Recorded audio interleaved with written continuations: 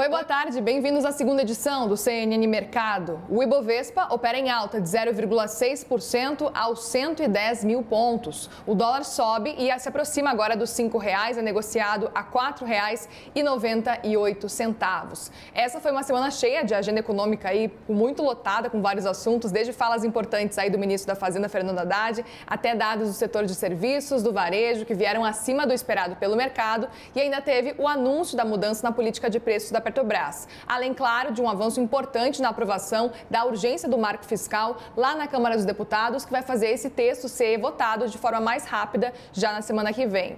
E hoje os investidores repercutem os dados do IBCBR, o indicador de atividade econômica, que é considerado uma prévia do PIB. O índice avançou 2,41% no primeiro trimestre desse ano, isso em comparação com os 3 meses anteriores, na verdade. Em março, a queda foi de 0,15% na comparação com fevereiro, e as projeções apontavam, lembrando, para uma queda maior no mês de 0,30%. A gente segue falando sobre esse dado divulgado hoje, então, porque uma das explicações para o crescimento da atividade econômica está no campo, no agronegócio. É o que diz o comentarista de economia da CNN, o Sérgio Vale. Para o Sérgio Vale, esses dados positivos sinalizam que vai haver, sim, revisões para cima do crescimento do PIB. Vamos ouvir o que ele diz, então. O PIB de março pelo Banco Central e BCBR veio um pouquinho mais baixo do que se imaginava, uma pequena queda na comparação com fevereiro, mas as comparações com o ano passado dão uma sinalização de um PIB bem mais forte do que se imaginava no começo desse ano.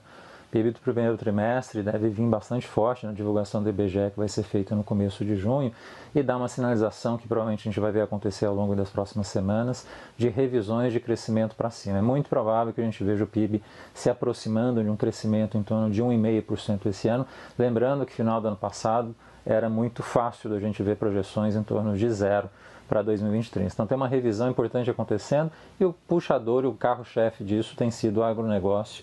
Esse ano, especialmente, uma safra bastante forte, ajudando no PIB, especialmente daqueles estados que têm uma presença forte desse segmento, como é o caso, por exemplo, da região do Centro-Oeste, que hoje está crescendo na casa de 5%, vai ser a região com maior crescimento econômico em 2023, e o setor como um todo vai ser responsável por dinamizar a economia não só dessa região, mas no final do país como um todo, e a gente vai conseguir crescer bem mais do que se imaginava no princípio desse ano.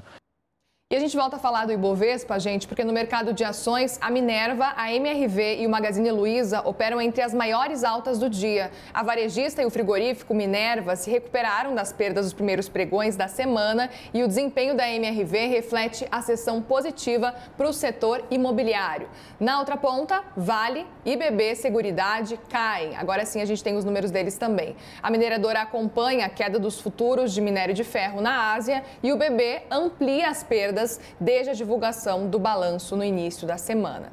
Nessa semana, falando nisso, chegou ao fim a temporada de balanços aqui no Brasil. A gente que acompanhou aqui no mercado os resultados das principais empresas de cada setor, e o Bank of America fez um estudo do desempenho das empresas que compõem o Ibovespa no primeiro trimestre. O faturamento, gente, na média, cresceu, como a gente pode ver, 1%. Já o lucro por ação caiu 32%, ou seja, as empresas venderam mais, mas o lucro caiu. A explicação está nos juros altos e na desaceleração da economia.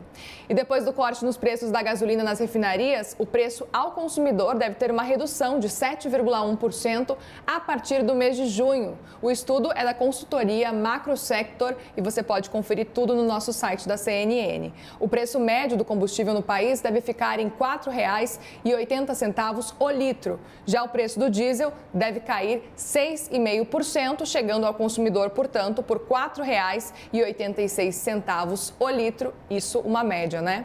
O CNN Mercado vai ficando por aqui, mas às 2h55 da tarde eu volto com atualizações de hoje. Você fica agora com o grande debate com a Luciana Barreto. Uma boa tarde e até mais.